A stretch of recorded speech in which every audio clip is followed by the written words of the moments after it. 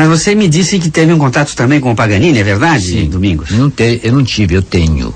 Tenho diariamente. Ele visita você? Ele visita a mim. Agora você vai me perguntar, mas por que você?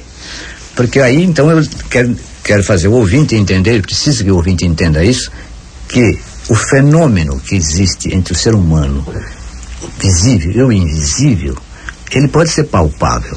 Só que ainda não há uma instrumentação específica para medir a existência dessa energia que sobra depois da morte, vamos dizer assim. E o Paganini continua conservando a forma dele após ele ter morrido.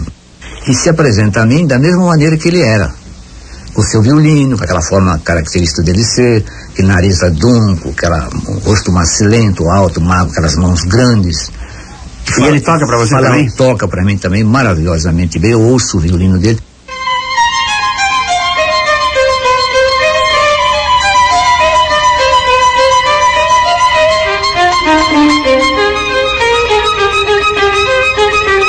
Agora, me diga uma coisa, e o que ele conta pra você, o Paganini? Normalmente, da vida particular dele, não conta nada, porque eu também não pergunto.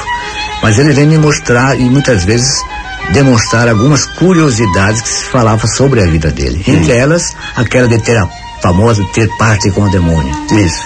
Então ele diz o seguinte, que a igreja da época e mesmo a população de hoje que gosta de música, os críticos, os músicos, os maestros, etc., deveriam analisar a pessoa dele por um outro prisma.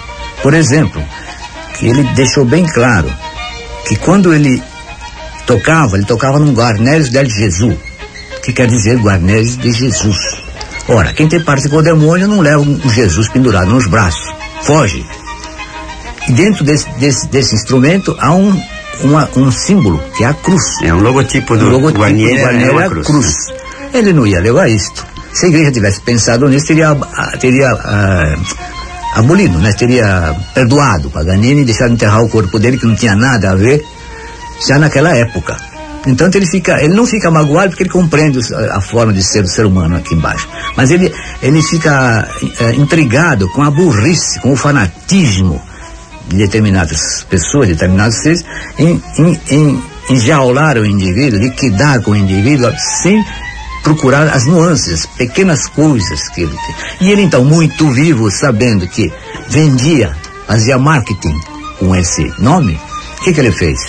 Ele, então, se demonstrava, se aproveitava disso, mas não tinha nada a ver com o demônio. Ele tocava bem mesmo, ele veio para tocar bem. Um ser como esse vem de fora daqui. A escolaridade dele é de fora.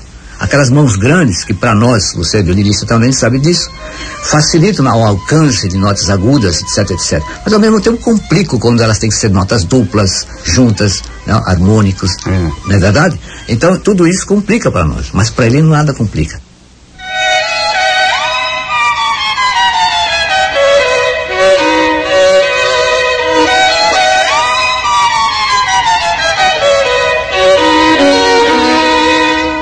Ele fez estágio com ciganos,